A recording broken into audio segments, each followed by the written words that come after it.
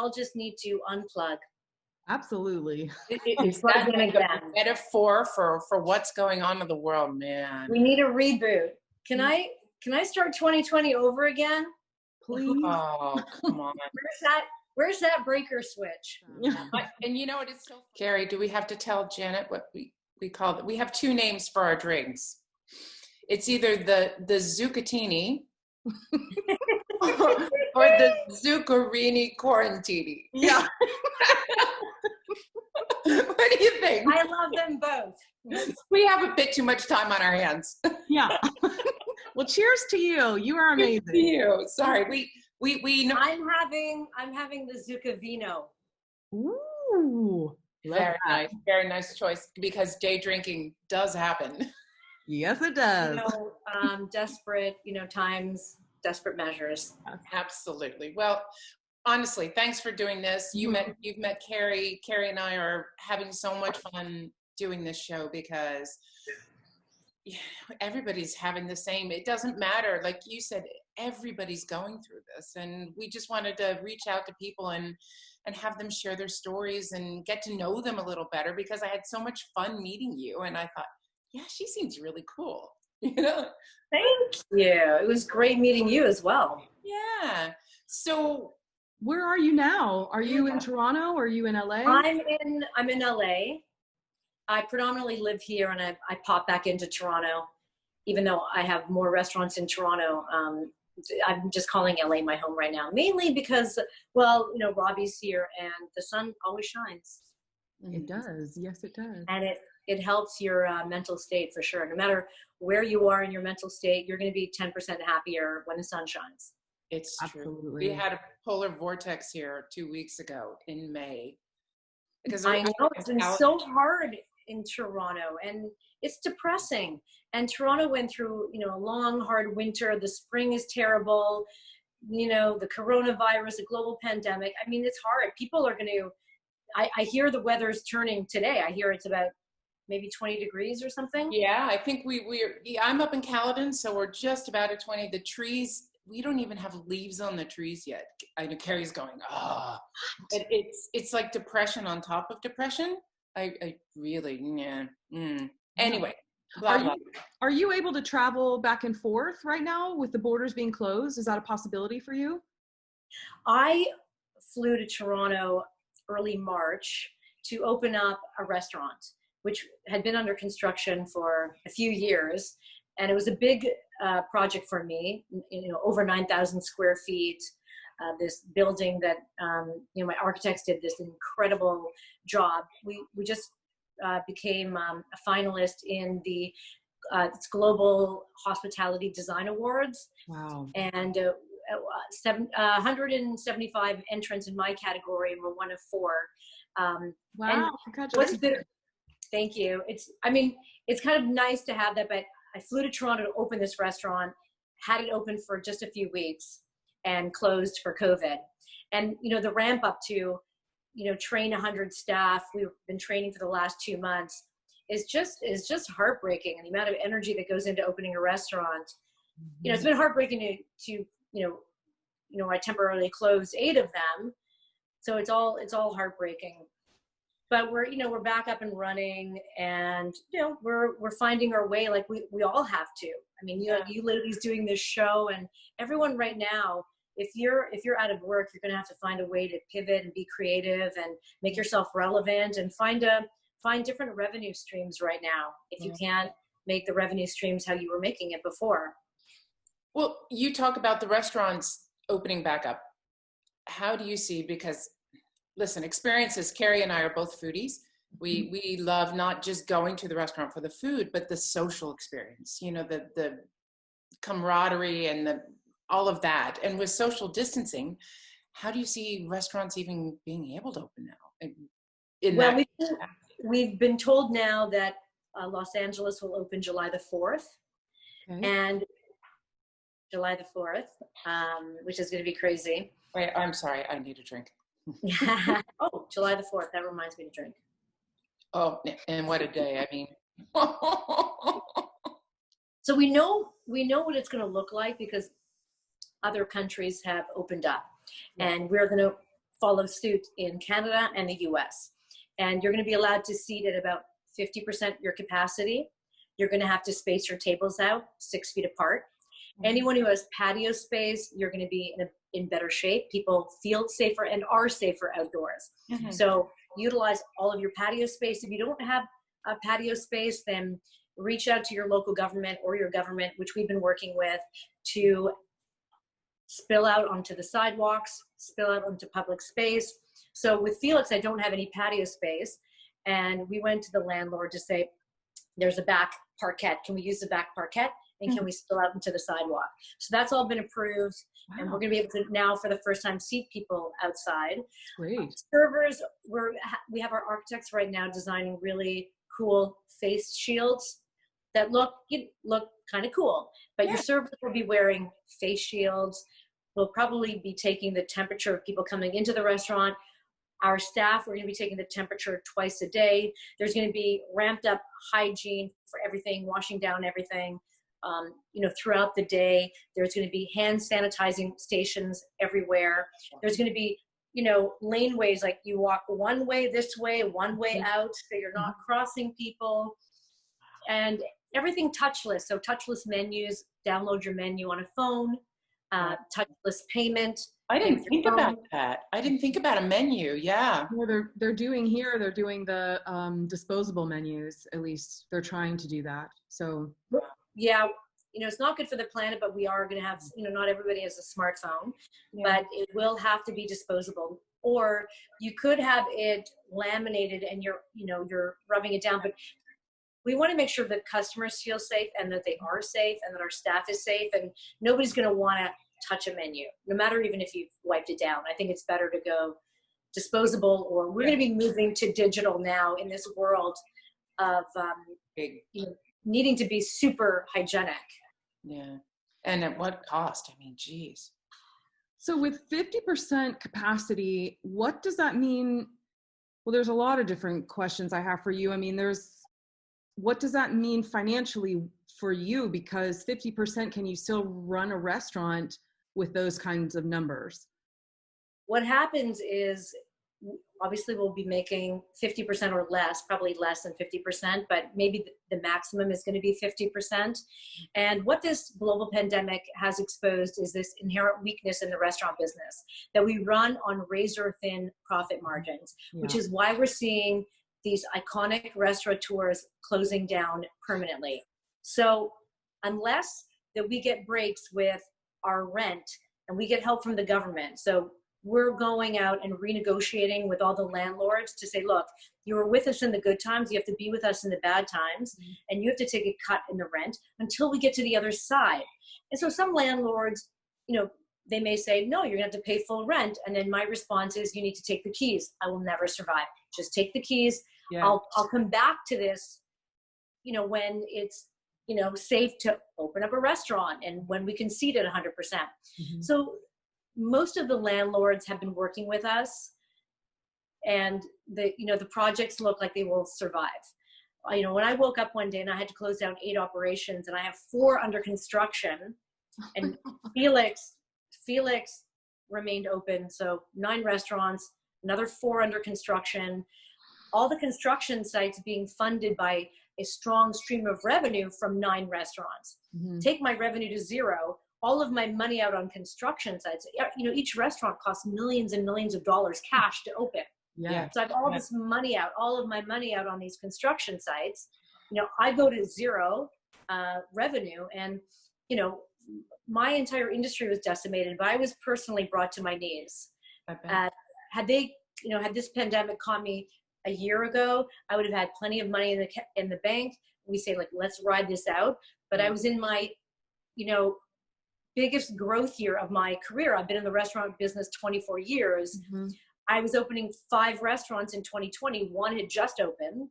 And that cost me $9 million to open a 9,000 square foot restaurant. Oh my God. I open, I immediately close. This gorgeous building is now getting, finalist in awards for this closed restaurant.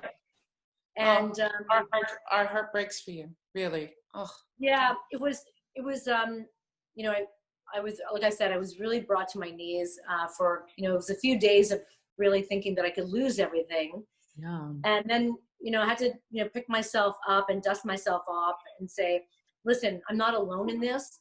The world is in this. The hospitality industry has been decimated. So has retail. Now, we're going to have, commercial real estate. And like I said, the domino effect in the supply chain is devastating. So if we come together and we work on this together to say, okay, landlords, you're going to take a cut. Banks, give me a break.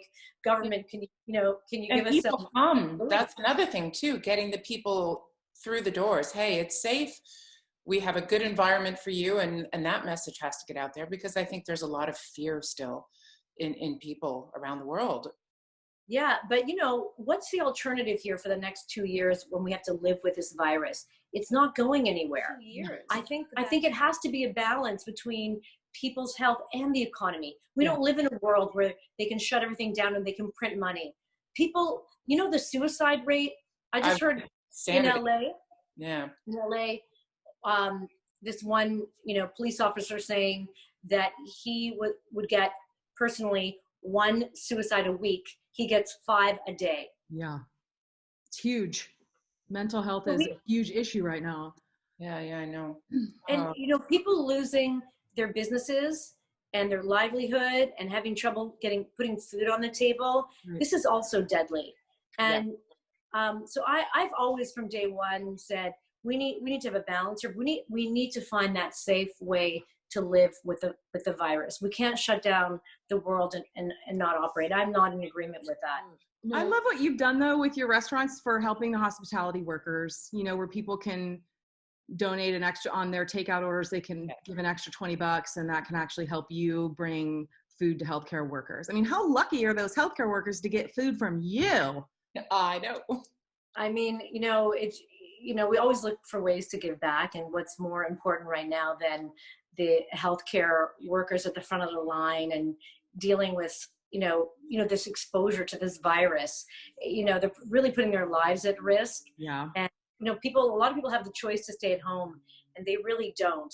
And also the suicide rate is very high with healthcare workers as well.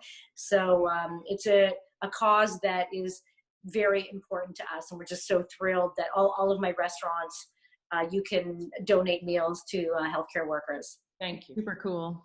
Okay. I want to know, tasting food all day, working at a restaurant, how do you stay so beautiful and thin and svelte? Thank you. Well, I'll tell you, I do intermittent fasting, to be honest. Intermittent fasting. As do we. And, I just, stuff food in that pie hole for 8 hours a day. and you know what? It really works. And, I balance what I eat. So if I left to my own devices, so I've been cooking like crazy, like I think a lot of people. I saw, yeah. And I go to the farmer's market and I pick the best food. You're satisfied with less when your food is packed with nutrients, like going to the farmer's market. And, I eat a lot of fish and lean protein and then other times I'm having pasta and pizza and chicken Milanese deep fried. But I feel that it's a balance, and I love to eat everything. But I would say my first choice would be to go healthy, and a little bit because I have to go out and check out restaurants, or pre-COVID I'm going out a lot, checking out restaurants or eating at my restaurants, and I like to be able to taste everything. So a little thing that I follow: A, intermittent fasting; B, lunch is usually leafy greens or raw salad and a little bit of lean protein. Dinner, kind of all bets are off. I'll just eat whatever. And you know what? It works for me and for my lifestyle of wanting to try everything. Sure. But I never get to full. I don't like that feeling. I feel sick if I eat. I go to 80%. I eat everything and I'm like, I'm good. And learn I find that with intermittent fasting. I don't eat as much either. We've been doing it we started it because my husband has arthritis and we did it for health reasons actually. But I found that I felt so much better on it and that I wasn't as hungry all the time when I was doing the intermittent fasting. And I love it. I do too. But you ask anybody, like any of my friends, I was like the breakfast queen, and I would have breakfast that people would be like, what do you, I'd have like these big omelets or fried eggs and bacon and avocado. I would go nuts like every morning with breakfast. Just even skipping one meal, gives you more time in your day. Like if you're I was a big breakfast person, so it took up time, like this and that, you know, cooking and eating and cleaning up afterwards. And also just more energy in the mind, you know, like it just fuels your brain. Like instead of your brain working on digesting food or energy going to digesting food. Yeah, I feel that I'm just in love with it. It gives me energy. Carrie's she's just kind of new to it now, so she's trying it out, and she's still in the hangry stage. I am day 3, and about an hour before I was to let my timer on my app went off, I was like, I want to kill somebody for some food. No, but Carrie, I wanted to as well, you know, but life is habit, and you are going to get so used to this. What about working out? Oh, sorry. What about working out? Because I know you have your gym in your house in Toronto. What about LA? Are you able to do anything there with the lockdown? I belong to a tennis club. Tennis is my passion. My club just reopened. I played this morning. I'm so happy. It's made me feel the most normal. Just something back to my normal life. Yeah. I'm an active person. That's another thing about me. I'm not an athlete, but I'm active. And on lockdown for 6 weeks, I live in Venice Beach, so I'm right off the beach. And I would go I felt like Forrest Gump because I felt a lot of stress, and I would just get out walking, and I'd be like, 2 hours, I can keep going. Yeah. I can keep going. And I was working off the stress. So I was doing like every single day a walk, and if not a bike ride, a walk, but I would be outdoors getting sunshine for 2 hours a day, every single day to manage my stress. So I'm just naturally, I need to be active, or I just don't feel good. I don't sleep well. I don't just, you know, I need to, you know, energy begets energy. So I think it's hard when you stop being active and then you try to get back into it. So I'm just always on it. Cool.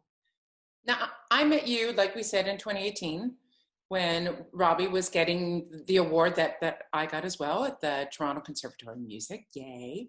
And I was surprised to see a Top Chef there. How has music been a part of your life? And do you like classical music? Do you like opera?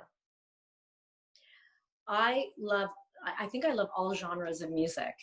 And, you know, more recently, I would say I wasn't exposed to country music, and now I love country music. I love just good music.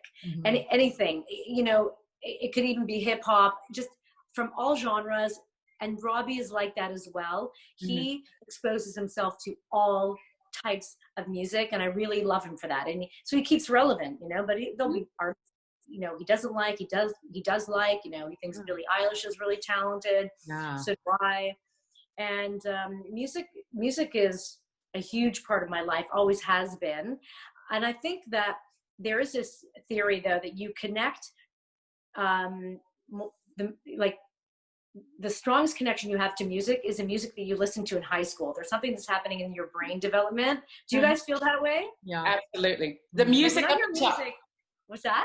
I read something that said the music that you listen to up until 30 is the music that you always go back to when you need comfort.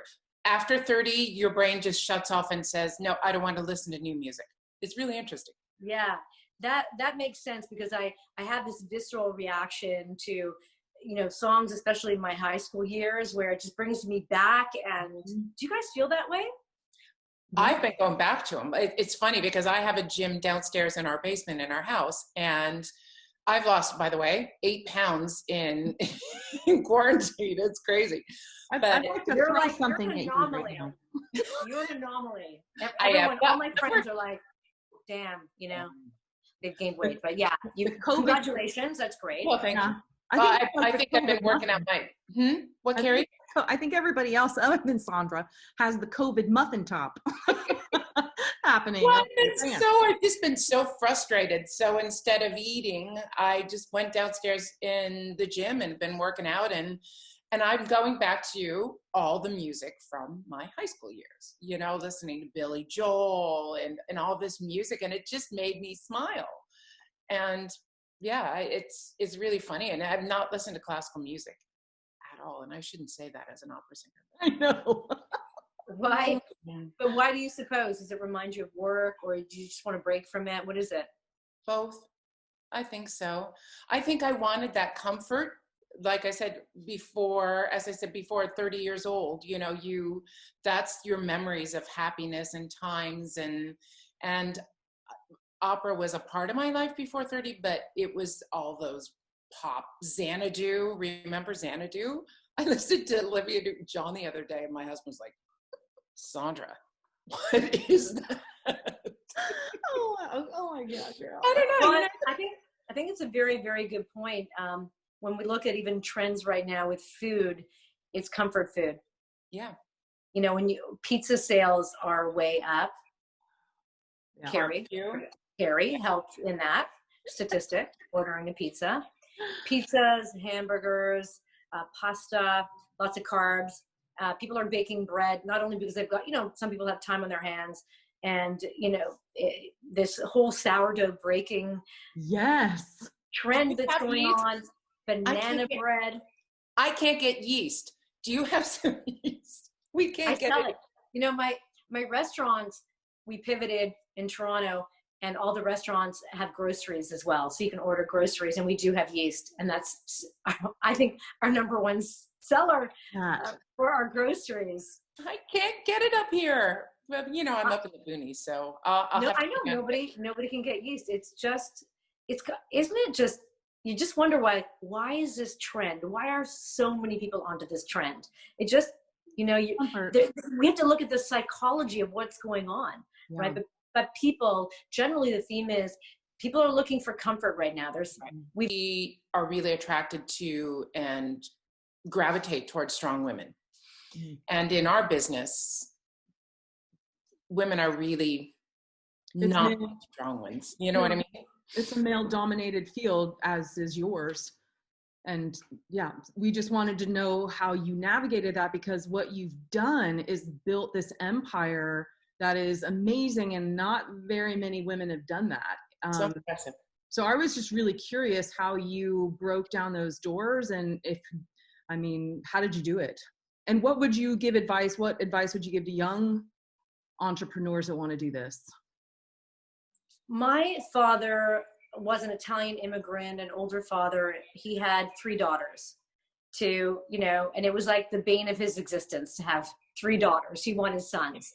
My father brought the first espresso machine to Canada and introduced coffee culture. And so he was a pioneer. The kids, you know, in Italian families, the kids go to work. At 12 years old, I'd go to work for my father. And, he was dealing with huge, heavy espresso coffee machines. And, he would just say to me, go pick this up. We need to lift this over here. I'd be like a 12-year-old girl. So he raised me as the son he never had. So I would say that, he would just tell me, you can do it, go do it. And, he was an entrepreneur. And I would say that, so I do have this male energy that I really accept.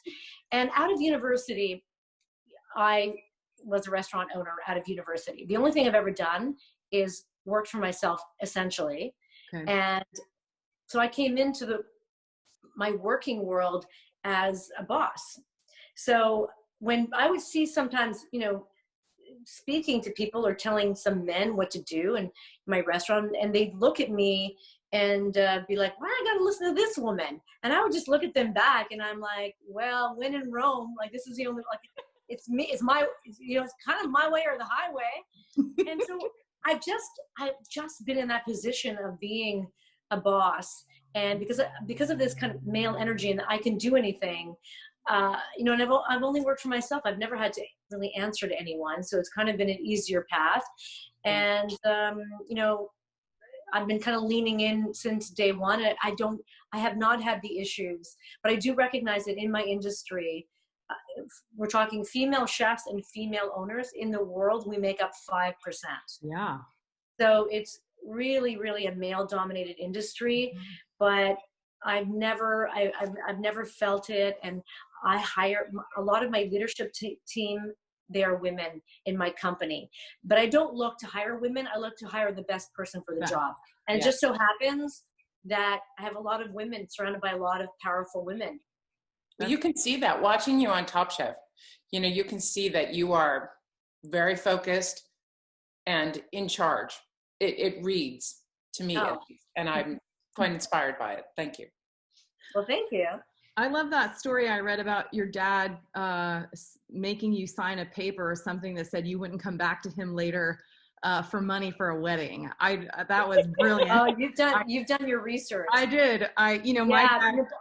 A lot of people ask me, how did I get started? I say one day I just opened a restaurant.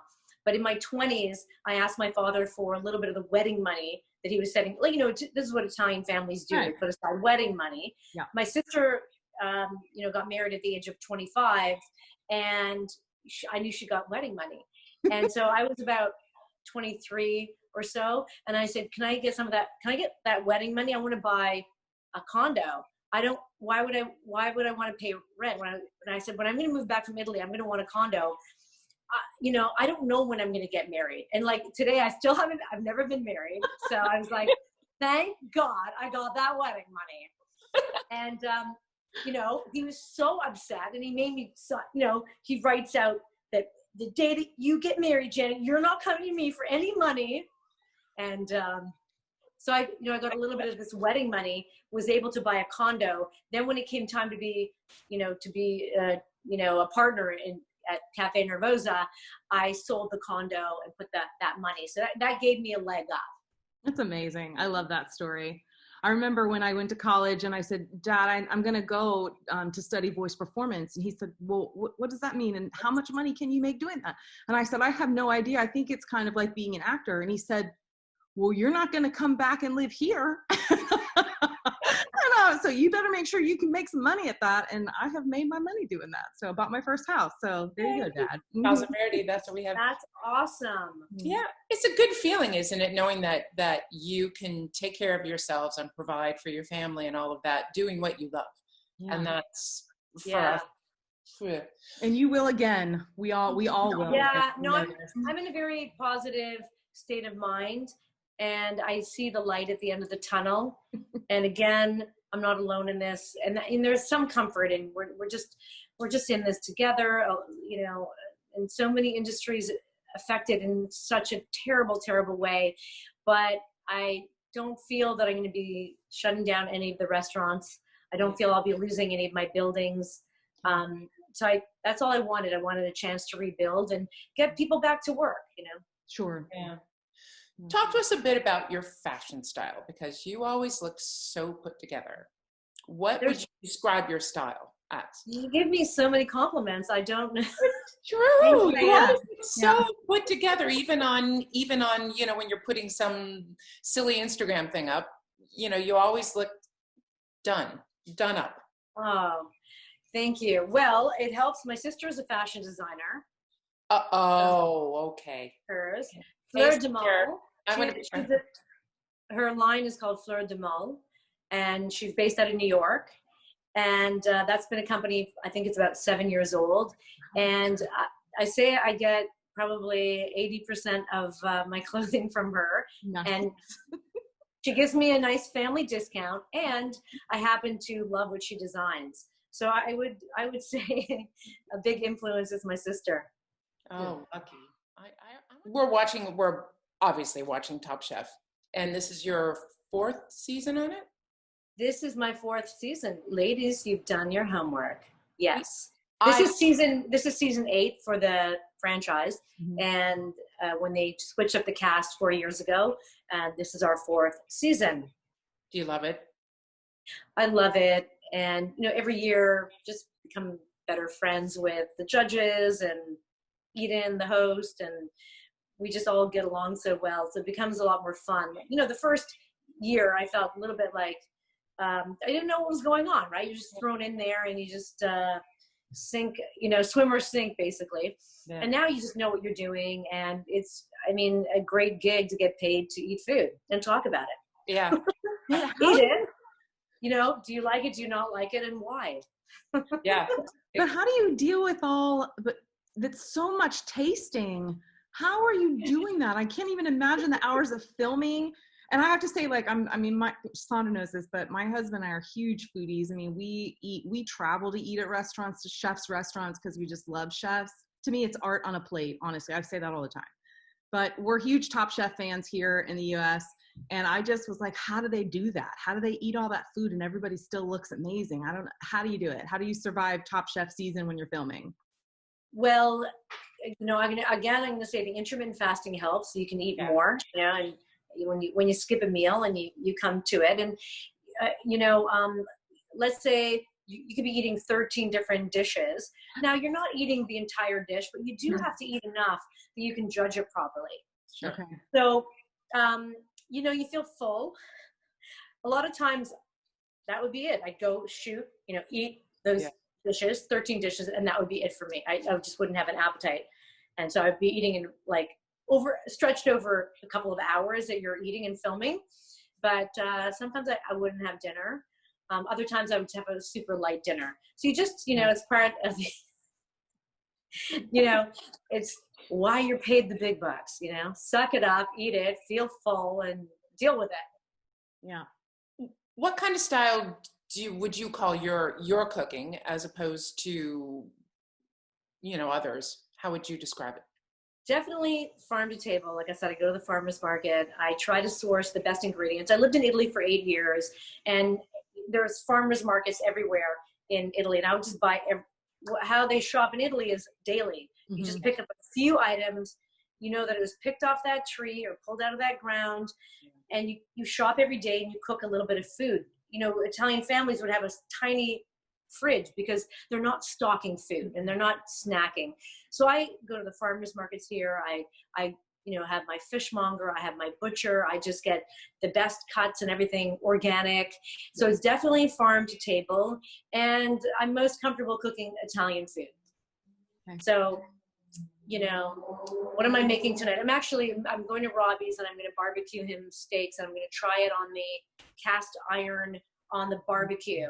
And I'm going to give it a little butter bath and rosemary and garlic. I'm doing it in a new way. I normally don't do it that way, but I'm going to cook him steak, and I got some fresh asparagus and then a nice, you know, wild arugula salad. So he felt like steak tonight, but I'll make pasta, risotto. I do a chicken Milanese, a big, you know, whole fish, branzino on the barbecue, and lots of salads and lots of veg. I'll be right over. Yeah, exactly. Okay. Have you ever cooked on a big green egg? Have you done a smoke wrap? Yes, I have a big green egg in Toronto all the time. Okay. Oh, we love it.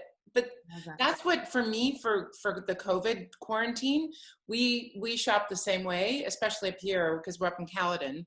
There's a lot of, you know, farms, and we have our local butcher, and we couldn't do it. And I really missed that, just going and letting the ingredients decide what you wanted for dinner, not, oh, well, this is what we have in the house and we have to do that. And but that's what I really miss the most about it with cooking. Yeah, it's going to the farmer's market and like, what's the freshest, what looks the best, Yeah. and then working with that, you know. And if you you know your way around, you know, healthy preparations of vegetables and salads, and then easily grilled. You know, it's so easy to throw things on a grill, and just a little bit of olive oil, salt and pepper. So my cooking tends to be very simple, but the highest quality ingredients. I will spend the most money on organic and the best quality. And a lot of people will say, Janet, you're such an amazing cook. And I'm like, really? It's great quality food. You know, great quality product, great quality food, tastes great, and don't manipulate it a lot. Italian cooking is about not manipulating food a lot. With food changing so drastically from north of Italy to the south of Italy, is there a region or a particular place that you love to go back to the most? Traveling, I love the north. I love Tuscany. I spend a lot of time traveling around Tuscany. Food-wise, I prefer a little bit more southern cooking, which uses a lot more of the tomatoes and the eggplant and olive oil, as Mhm. opposed to cream based. I would say my preference, and that's how I was brought up on Southern Italian food. Okay. So my palate, that's more comforting to me and familiar to me. Yeah. One more question for you, and then we'll let you go. Well, actually, we have rapid fire too, if you're up for that. But Sure. describe your perfect Sunday. Maybe pre-COVID, post-COVID, whatever. But Sunday. yeah, besides My perfect Sunday is sleeping in a little bit with Robbie, and we both intermittent fast, so it's great. And we just get up, relax, read the newspaper, have a really calm morning. I would slip out then and go play tennis. And Robbie loves to just, go up, work on maybe some music, and he likes to have his alone time. So, and he really loves it. I just would slip out, have a great, game of tennis, stop maybe at a farmer's market, pick up some great food, go back, have a light little lunch, he's got a pool, do a hot tub, lay by the pool, do more reading, and then, cook a beautiful dinner outdoors on the barbecue and eat outside. that sounds like a perfect day. I am coming over this weekend. I know. I just rapid fire. Ooh, Are you ready for it? Yeah. Okay. Wait, do you need a drink? Yeah. I'm ready. What did you want to be as a child? An actress. Weren't you kind of though? I was a child actress. I did 60 commercials, musical theater. Cool. Yeah, some little films and things like that. Yeah, I was a child actress. That's cool. Wow. Okay. Okay, you're invited to a dinner party. What do you bring, I guess, pre-COVID and post-COVID? Is there a post-COVID yet? I'm not sure, but. I don't know. What would I bring as like a dish? Yes. Whatever. If you were going to a dinner party, what would you bring? Oh, I mean, what I would bring I'd pick out the most beautiful bottle of Brunello di Montalcino. I'd bring a beautiful bottle of wine. I love those. We are so inviting you to dinner. Do you have any useless talents? I can tap dance. That's cool. That is. Where's that video on Instagram? I want that. What is your best beauty tip? My best beauty tip is get sleep. Sleep for 8 hours. Bing, bing, bing, bing, bing. 3 words that would best describe you. Competitive. Is it competitive and competitive? Competitive, feisty, and sensitive. Nice. That's a good combination. Mm-hmm. What's the worst gift you've ever gotten? Received. Yeah. Oh my God, it's kind of a long story, but being a kid for Christmas, and I got one present, and it was a sewing kit, like to darn socks. A kid, you give him a sewing kit and then a job, and then so I got a sewing kit, and my sister got a pair of pajamas. Like you hate. You're like. You hate me? No, every kid hates, like, you get pajamas, a kid, like, it's not a pretty dress, it's pajamas, right? Yeah. So we bawled our eyes out. The bald, absolutely would not come out of my room for hours. I was so upset, almost for the whole year. The following Christmas, I got the pajamas, and my sister got the sewing set. That's great. That's horrible. What? You're like, are you people crazy? Yes. Trying to teach us some kind of lesson? I don't know. Oh, dear. Most interesting person you've ever met? Robbie Robertson.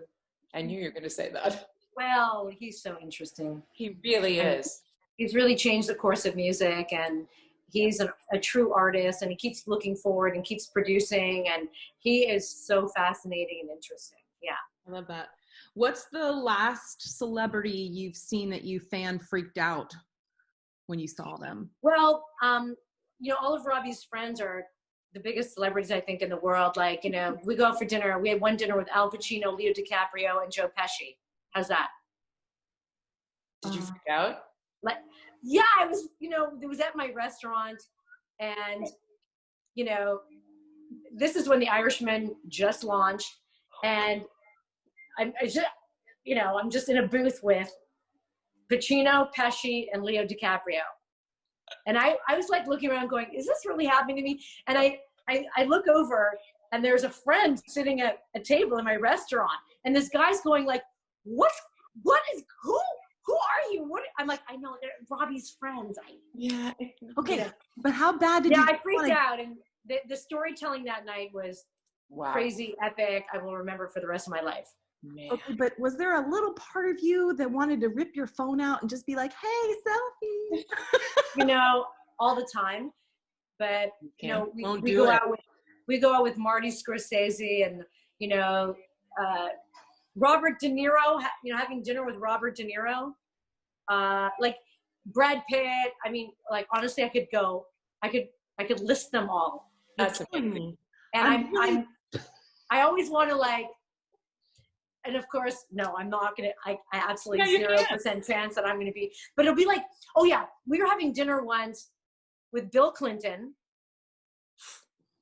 Leo DiCaprio, Pacino, and Bill Clinton. And I'm sitting here going, like, we went up to Bill Clinton's presidential suite at a hotel. So we're all having dinner. And I'm like, this is crazy. Like, and I was the only woman at the table. And I'm like, oh, I just want to. So then Leo DiCaprio says, Bill, we need a picture. And I'm like, yeah, I need one too. Yeah. I wait for a celebrity to say it. Then I'm like, yeah, well, I actually said to him, like, Leo, you got to share. Send that picture to Robbie. And so I have that picture, a rare picture, with Pacino and, the gang. That's cool. That's super. Very nice. The coolest moment, I have to just share this. I sang at the Kennedy Center Honors a couple of years ago when Obama was president. And Snoop Dogg was also singing on it. Wow. And people don't know this, but I'm like a big old Snoop Dogg fan. And so I go up to Snoop Dogg in the White House. They have a dinner beforehand. And my husband kept on saying, Sandra, go on up to him and say hi. I was like, I can't do that. So I go up to him and I say, excuse me, Mr. Dog. Oh my God. I was just like an idiot, a complete bumbling idiot. And we had our rehearsal in the Kennedy Center Honor. And I said, I'm the opera singer that's singing on the Kennedy Center Honor. And he says, oh yeah, I remember you. You were the one that was vibing with her pipes. Moment in my life. Like you'll never forget these moments. Yeah. How lucky we are. Is there anything else you want to say to viewers, or anything else you want to say to people out there now, or you don't have to? No, I mean, I would say that a plea to support your local restaurants, as I'm seeing, these iconic restaurateurs close down permanently, and restaurants need support right now. And we have to think about the economic domino effect of restaurants, and then farmers and fishmongers and butchers and winemakers and commercial real estate. And, we're the second biggest employer in the United States and in Canada. And we need support. And so that's it. Support your local restaurant. Yes. Good luck with everything, and hope your restaurants open up soon and they survive and all of that. So we're wishing you the best. Thank you. I appreciate it. Yeah. Take care. Okay, you too. Bye.